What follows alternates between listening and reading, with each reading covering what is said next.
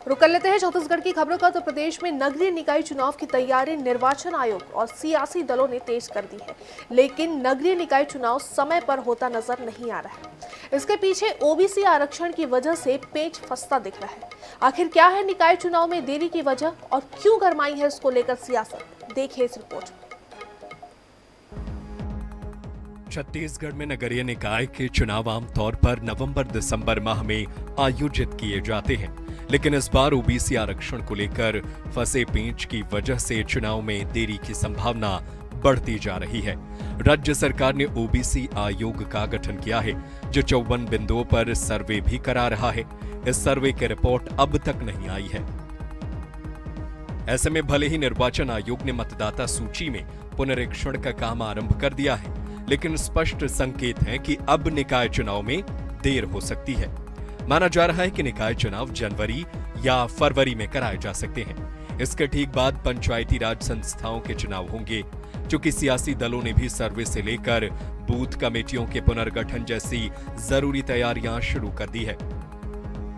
ऐसे में निकाय चुनाव में देरी को लेकर सियासी दलों में जुबानी जंग भी छिड़ती नजर आ रही है। उप मुख्यमंत्री और नगरीय प्रशासन मंत्री अरुण साव जहां आयोग, पार्टी और सरकार की ओर से पूरी तैयारी की बात कहते नजर आ रहे हैं, वहीं पीसीसी चीफ दीपक बैज का कहना है कि सरकार डरी हुई है। इस वजह से न वो निकाय चुनाव की प्रत्यक्ष या अप्रत्यक्ष प्रणाली पर फैसला ले पा रही है, न तारीख घोषित कर पा रही है, जबकि कई नगरीय निकायों के महापौर के कार्यकाल खत्म हो रहे हैं। आपको बताते हैं कि किस महापौर का कार्यकाल कब खत्म हो रहा है। रायपुर कांग्रेस महापौर एजाज ढेबर का कार्यकाल 9 जनवरी 2025 तक है। रायगढ़ कांग्रेस महापौर जानकी काटजू का कार्यकाल 5 जनवरी 2025 को खत्म हो रहा है। अंबिकापुर कांग्रेस के महापौर अजय तिर्की का कार्यकाल 7 जनवरी 2025 तक। जगदलपुर सफीरा साहू का कार्यकाल 13 जनवरी 2025 तक अब बीजेपी में है। दुर्ग कांग्रेस के धीरज बाकलीवाल का कार्यकाल 8 जनवरी 2025 को खत्म हो रहा है। धमतरी विजय देवांगन का कार्यकाल 5 जनवरी 2025 तक। राजनांदगांव कांग्रेस की हेमा देशमुख का कार्यकाल 8 जनवरी को खत्म हो रहा है। बिलासपुर महापौर राम शरण यादव का 9 जनवरी को कार्यकाल खत्म होगा। मनिंद्रगढ़ चिरमिरी कंचन जायसवाल का कार्यकाल 5 जनवरी तक। देखिए, मैंने कहा कि सरकार के स्तर पर नगरीय निकाय चुनाव की तैयारियां प्रारंभ हो गई है। राज्य पिछड़ा वर्ग कल्याण आयोग का गठन कर लिया है, वो लगातार आयोग काम कर रहा है। चुनाव आयुक्त अपनी तैयारी प्रारंभ कर चुके हैं। पार्टी के स्तर पर भी लगातार तैयारियां चल रही है, तो निश्चित रूप से सरकार भी तैयार है चुनाव के लिए, हमारी पार्टी भी तैयार है। सरकार कंफ्यूज है, इसलिए तारीख पे तारीख बढ़ाते जा रही है। न डायरेक्ट कराएगी, इनडायरेक्ट कराएगी, कब तिथि घोषणा करेगी, अब खुद कंफ्यूज है। ये सरकार कंफ्यूज सरकार है और इसलिए अभी तक निर्णय नहीं ले पाई है, लेकिन कांग्रेस पार्टी तैयार है। जब भी निर्णय ले ले, कांग्रेस पूरी तरह से तैयार है चुनाव लड़ने। प्रदेश के सभी सियासी दलों के कार्यकर्ताओं की निगाहें नगरीय निकाय चुनाव की घोषणा पर टिकी है। साथ ही प्रत्यक्ष या अप्रत्यक्ष चुनाव की घोषणा पर भी हर कोई स्थिति स्पष्ट होने का इंतजार कर रहा है, लेकिन ताजा हालातों से संकेत मिलते हैं कि अभी निकाय चुनाव की घोषणा के लिए कुछ और वक्त तक इंतजार करना होगा। गौरव शर्मा, रायपुर। इधर छत्तीसगढ़ में कवर्धा के लोहारी टी की घटना के विरोध में कांग्रेस ने बंद का आह्वान किया। प्रदेश के कई जिलों में बंद को पूर्ण समर्थन मिला, जबकि कुछ जिलों में बंद का मिला जुला असर देखने को मिला। इस बीच लोहारी टी की घटना को लेकर जहां जुबानी जंग और तेज होती हुई भी नजर आई, वहीं अब बंद को लेकर भी भाजपा और कांग्रेस आमने सामने हो चुके हैं। देखिए।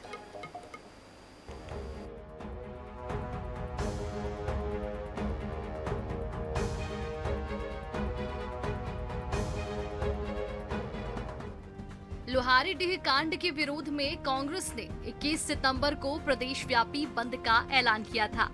पीसीसी चीफ दीपक बैज ने एक दिन पहले व्यापारियों से समर्थन की अपील की थी। बंद के दिन भी वे सड़कों पर उतरे और सब्जी बाजार से लेकर दुकानों और अन्य प्रतिष्ठानों को बंद कराते हुए नजर आए। इस दौरान राजधानी रायपुर में बंद का मिला जुला असर देखने को मिला। आउटर की दुकानें और बाजारें जहां पर खुले रहे, तो वहीं मालवीय रोड, सदर बाजार, गोल बाजार, रवि भवन, पंडरी मार्केट और डुमरी तराई थोक बाजार बंद रहे। करीब 2 बजे तक व्यापारियों ने अपने प्रतिष्ठानों को बंद रखा। कुछ स्थानों पर पेट्रोल पंप भी बंद रहे। बस, ऑटो और परिवहन पर भी कुछ समय के लिए बंद का असर देखने को मिला, जबकि जगदलपुर, कवर्धा, बेमेतरा, दुर्ग, भिलाई, बिलासपुर समेत कई जिलों में बंद का व्यापक असर रहा।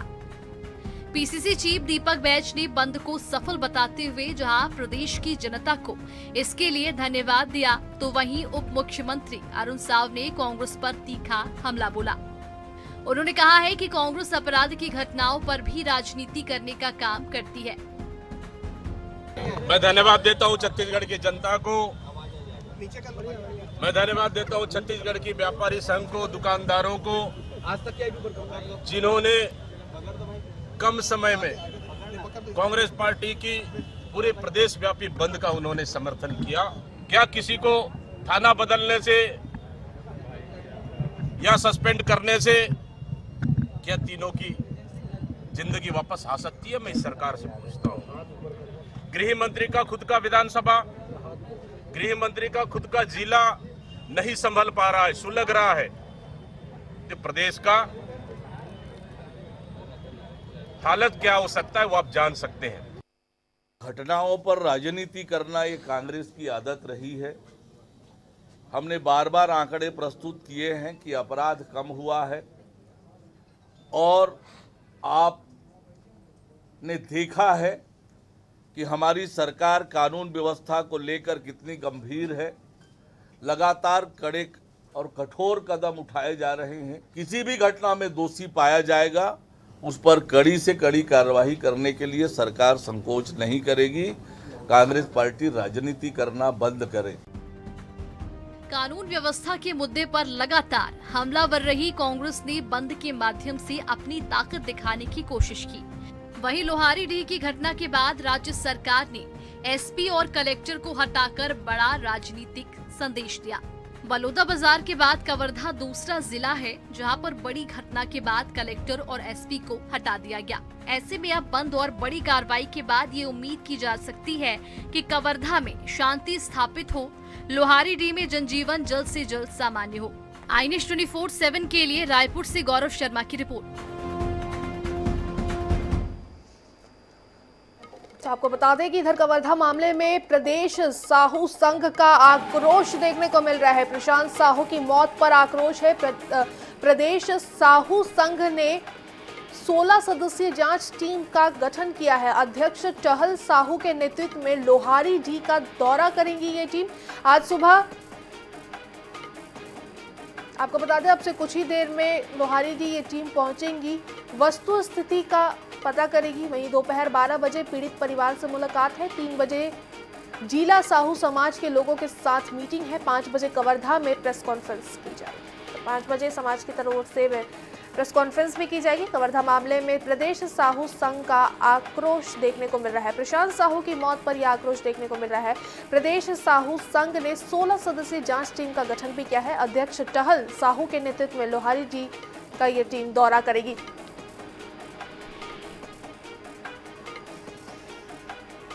खबरों में आगे बढ़ते हैं तो छत्तीसगढ़ ग्रामीण आजीविका मिशन में भर्ती। सीएम साई ने 237 पदों पर भर्ती को दी है मंजूरी। राज्य स्तर के कुल 9 और जिला स्तरीय 228 पद शामिल है। भर्तियों को प्रभावी ढंग से लागू किया जाएगा। तो राज्य स्तर के कुल 9 और जिला स्तरीय 228 पद इसमें शामिल है। भर्तियों को प्रभावी ढंग से लागू भी किया जाएगा। तो छत्तीसगढ़ ग्रामीण आजीविका मिशन में भर्ती है। आपको बता दें सीएम साई ने 237 पदों पर भर्ती को मंजूरी दे दी है, जिसमें राज्य स्तर के 9 और जिला स्तरीय 228 पदों पे भर्तियां होंगी। भर्तियों को प्रभावी ढंग से भी लागू किया जाएगा।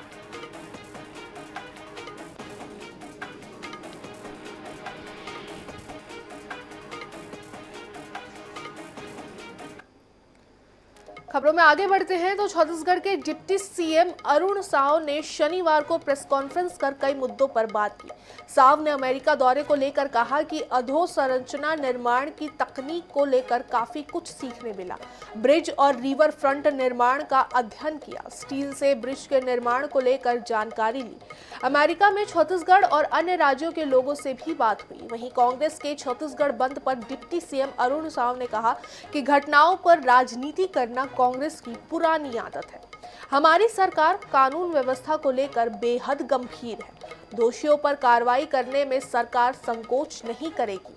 अपराध की घटनाओं पर राजनीति करना कांग्रेस बंद करे। तो वहीं निकाय चुनाव की तैयारियों को लेकर अरुण साव ने कहा कि नगरीय निकाय चुनाव की हर स्तर पर तैयारी चल रही है। सरकार के स्तर पर निकाय चुनाव का काम शुरू हो चुका है। शहरों को स्वच्छ बनाने हम लगातार काम कर रहे हैं। पहला पड़ाव हमारा न्यूयॉर्क हुआ। न्यूयॉर्क में तकनीकी विशेषज्ञों के साथ पुल निर्माण की तकनीक, अधोसंरचना निर्माण की तकनीक, ग्रीन फील्ड का निर्माण, इन सब का अध्ययन किया कि किस प्रकार से न्यूयॉर्क में अधोसंरचना का विकास होता है, क्या तकनीक इस्तेमाल होते हैं और किस तरह से वहाँ पुल का निर्माण होता है। रिवर फ्रंट निर्माण का भी अध्ययन वहाँ पर किया। अधिकांश पुल वहाँ पर स्टील के बने हुए हैं। रिवर फ्रंट का निर्माण, जर्सी डिवाइडर का निर्माण, इन सब चीज़ों का अध्ययन करने का अवसर मिला है। अधोसंरचना के विकास में बहुत आधुनिक तकनीक के साथ ये काम करने वाली संस्था है।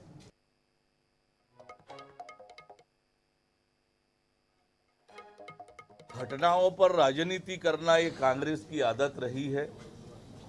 हमने बार बार आंकड़े प्रस्तुत किए हैं कि अपराध कम हुआ है और आपने देखा है कि हमारी सरकार कानून व्यवस्था को लेकर कितनी गंभीर है। लगातार कड़े और कठोर कदम उठाए जा रहे हैं। कानून व्यवस्था पर जीरो टॉलरेंस की नीति विष्णुदेव साय सरकार की है और रहेगी। जो भी किसी भी घटना में दोषी पाया जाएगा उस पर कड़ी से कड़ी कार्रवाई करने के लिए सरकार संकोच नहीं करेगी। कांग्रेस पार्टी राजनीति करना बंद करे। देखिए, मैंने कहा कि सरकार के स्तर पर नगरीय निकाय चुनाव की तैयारियां प्रारंभ हो गई है। राज्य पिछड़ा वर्ग कल्याण आयोग का गठन कर लिया है। वो लगातार आयोग काम कर रहा है। चुनाव आयुक्त अपनी तैयारी प्रारंभ कर चुके हैं। पार्टी के स्तर पर भी लगातार तैयारियां चल रही है। तो निश्चित रूप से सरकार भी तैयार है चुनाव के लिए, हमारी पार्टी भी तैयार है और सरकार भी शहरों के स्वच्छ और सुंदर बनाने के लिए, अभी स्वच्छता पखवाड़ा चल रहा है, लगातार कार्यक्रम हो रहे हैं। तो हमारी सरकार शहरों को स्वच्छ और सुंदर बनाने के लिए, सुविधापूर्ण बनाने के लिए लगातार काम कर रही है। इधर छत्तीसगढ़ के गृह मंत्री विजय शर्मा शनिवार को दुर्ग के केंद्रीय जेल पहुंचे, जहां उन्होंने जेल का मुआयना कर जेल की व्यवस्थाओं का निरीक्षण किया। वहीं डिप्टी सीएम विजय शर्मा ने कहा कि कवर्धा की घटना के बाद बाकायदा पंचनामा हुआ है। मामले पर जो भी गुनहगार होगा उसको सजा जरूर मिलेगी। छत्तीसगढ़ बंद को लेकर उन्होंने कहा कि चैंबर ऑफ कॉमर्स पर सरकार का किसी तरह का कोई दबाव नहीं है। भूपेश बघेल जिस तरह लोहारी जी आए थे उसी तरह उनको बीरनपुर भी जाना चाहिए। अब भूपेश बघेल सिर्फ नेतागिरी और राजनीति कर रहे हैं। भूपेश बघेल अपने पुराने दिन भी याद करें।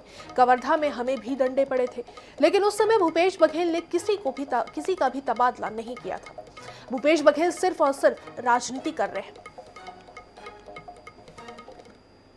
के सभी जेलों में और अधिक व्यवसायत्मक कार्य काम हो, बिजनेस हो, वहां पे लोगों को प्रॉफिट शेयरिंग के, जो जेल के अंदर है, प्रॉफिट शेयरिंग के मॉडल पर भी उनके साथ काम हो। एक फिक्स जो पैसा मिलता है उसके सिवा, साथ ही साथ जब वो बाहर निकले तो कोई लखपति बनकर निकले जेल से, इस बात के लिए कोशिश करेंगे। जब बाहर निकलेगा तो उसको बैंक का फाइनेंस भी मिल जाए, स्किल्ड हो जाए, इसके लिए कोशिश करें।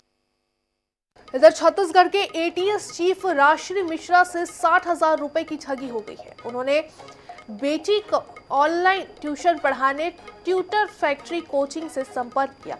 सुयश शर्मा ने खुद को संस्था का संचालक बताकर उनसे बात की। उसने बायोफिजिक्स और केमिकल की पढ़ाई का झांसा दिया। आरोपी ने साल भर की ट्यूशन फीस पर एक साथ ली। पैसे लेने के बाद उसने 1 महीने तक अलग अलग टीचरों के माध्यम से पढ़ाई करवाई। उसके बाद वह कोचिंग बंद कर फरार हो गया। बाद में पता चला कि उसने ऐसे कई परिवारों से पैसे ठगे हैं। वो फर्जी संस्था खोलकर कोचिंग देने के नाम पर ही लोगों से पैसे वसूलता है। पुलिस अधिकारी ने सबसे पहले तेलीबांधा थाने में रिपोर्ट दर्ज कराई। उसी के बाद पता चला कि 2 दर्जन से ज्यादा लोगों से ठगी कर चुका है। भिलाई से भी कई लोगों के पास पैसा लेकर भागने की सूचना है। पुलिस अन्य पीड़ितों से संपर्क कर रही है। पता चला है कि सुयश शर्मा पुणे का रहने वाला है। वो परिवार समेत फरार हुआ है। पुलिस की टीम आरोपी की तलाश में पुणे जाएगी। तेलीबांधा टीआई विनय सिंह ने बताया कि विशाल नगर निवासी राश्री मिश्रा एटीएस में पदस्थ है।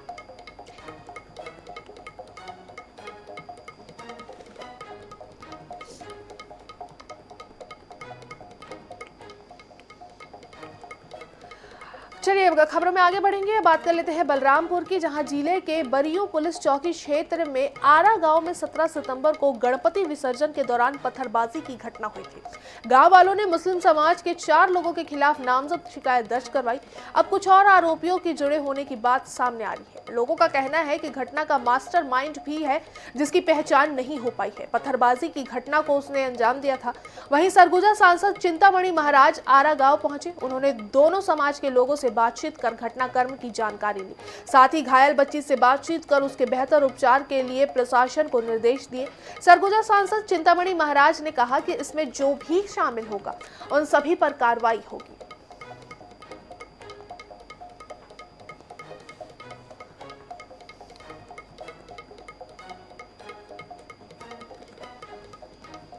तो मध्य प्रदेश और छत्तीसगढ़ की खबरों के साथ सुबह सवेरे में आज के लिए बस इतना ही। नमस्कार।